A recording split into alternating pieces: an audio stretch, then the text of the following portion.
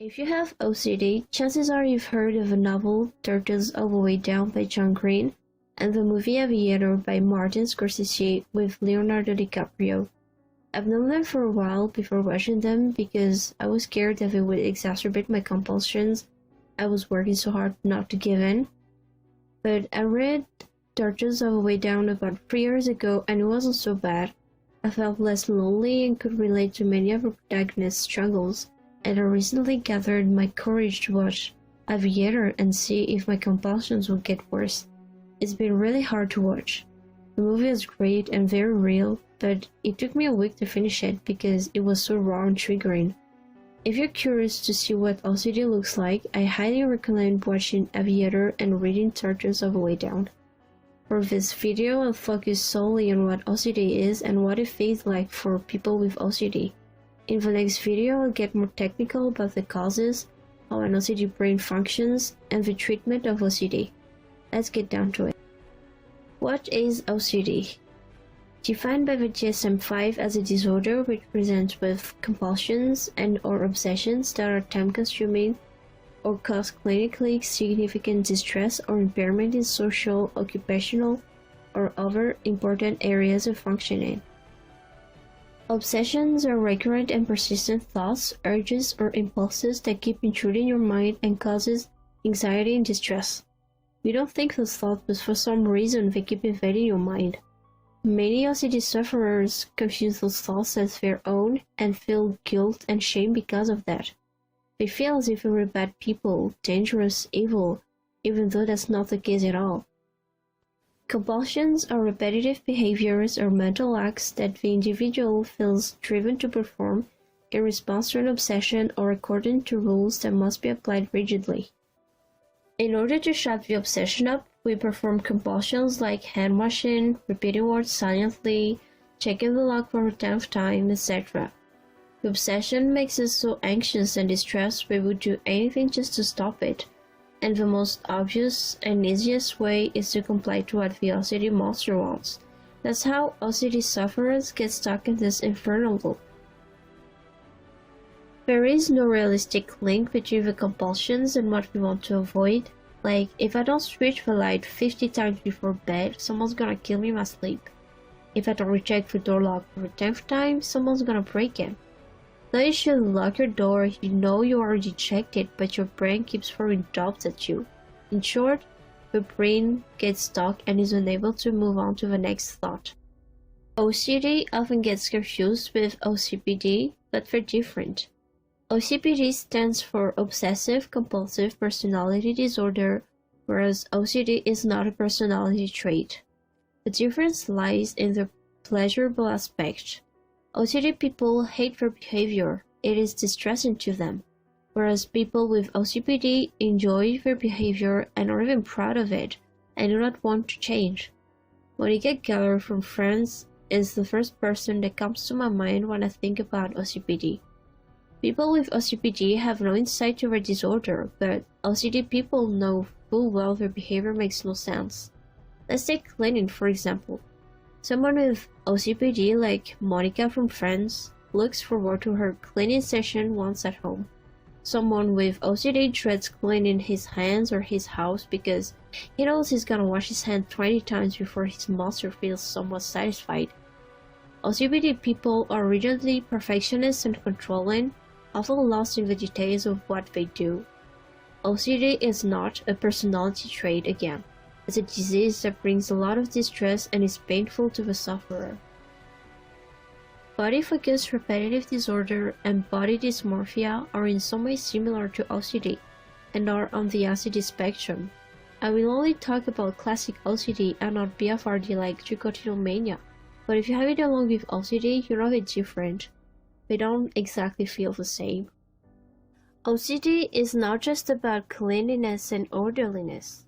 Compulsions and obsessions can take various forms. For example, some people have blasphemous obsessions, some have compulsions that involve repeating words and sentences several times out loud or in their mind.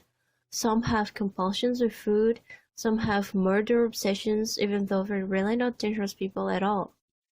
People with OCD are not their compulsions nor their obsessions. I said earlier about OCD and OCPD.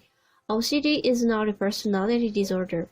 It means that people who suffer from OCD are not defined by neither their compulsions nor their obsessive thoughts. In fact, a lot of OCD sufferers have a personality that diverges from their compulsions. Like when I had that weird ritual with a mirror and the light to keep malevolent spirits from coming out of my mirror. Yet I never considered myself as a superstitious person. OCD is considered as a chronic illness with intensity varying throughout lifetime. It is possible to be in remission for years before it strikes again. And for many sufferers who are in remission, the possibility of falling back into the OCD cycle becomes their greatest fear. This fear can get almost obsessional at times. We will avoid any potential trigger like watching movies about OCD and try our best not to listen to the monster's voice. What does OCD feel like? Are you really sure that you locked it? Even though you just checked the door lock, your brain manages to make you doubt yourself until you've checked it 10 times or 20 times. Maybe I didn't see clearly. Maybe I was hallucinating. The brain is unable to move on to the next thought. It is stuck on that situation despite the fact that you remember checking the door. OCD rituals are time-consuming and tiring. I remember a lot of times when I was so tired because of my nightly rituals. I ended up crying because I just wanted to sleep without having to perform those rituals every time before going to bed. And God forbid I wake up in the middle of the night because my brain told me something like, "Did you put the pencil 1 inch away from the bed?" Then I get out of bed and rearrange everything in my bedroom and the bathroom, and I had to recheck every door and window. Then I smiled to the mirror while switching the light several times so no malevolent spirit would come out of it. I had to look happy while smiling because if I didn't, I'd do it over and over again until I get the right smile. So yeah, it was tiring, and many people with OCD have way worse rituals. Chances are when you started getting OCD symptoms, you knew something was wrong because your compulsions and obsession were ridiculous. I was 10 years old when my OCD started, and I wondered what the heck is wrong with me. Why don't I feel okay unless I move my parents' door handle and crawl several times every night before bed? I dreaded the night because of it. Because you know it's ridiculous, you feel weak and stupid for not being able to stop. You try to argue with the compulsions before giving in, but it just makes it worse. Obsession has no regard for rational explanation. As said in the book Rewire Your Brain by Catherine Pittman and William Youngs, there is no way to decrease the likelihood of a thought by thinking it. If you argue with a thought in your head until you can convince yourself that you don't need to worry about it, you're just repetitively thinking about that thought. Giving in to those compulsions sucks, but resisting also sucks. The OCD monster will haunt you until it satisfies its urges. Then you give in and you feel tired, miserable, and sometimes you get suicidal. Either way you feel shitty. But you surrender because you want to be left in peace and move on to something else. It is so distressing we sometimes cry while performing the rituals. Many of us get suicidal because we feel doomed and hopeless. Using logic doesn't help. Ignoring them makes the compulsions worse. OCD makes the lives of those who have it miserable. We fear that someone will find out what we do. We fear that it will never stop. And for those who are in remission, they fear that their compulsions will come back again. It can get to a point where it dictates our lives. We become scared of intimacy because we don't want anyone to see our silly rituals. We become ashamed of ourselves, and many become just depressed. Flip over the nothing. Some are scared to go out in public. Hang out with me after rehab. Some get bad grades because their compulsions get in the way of their education.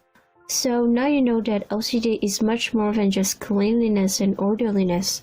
In the next video, I get deeper into the science of OCD and how you can hack your brain to break free from it.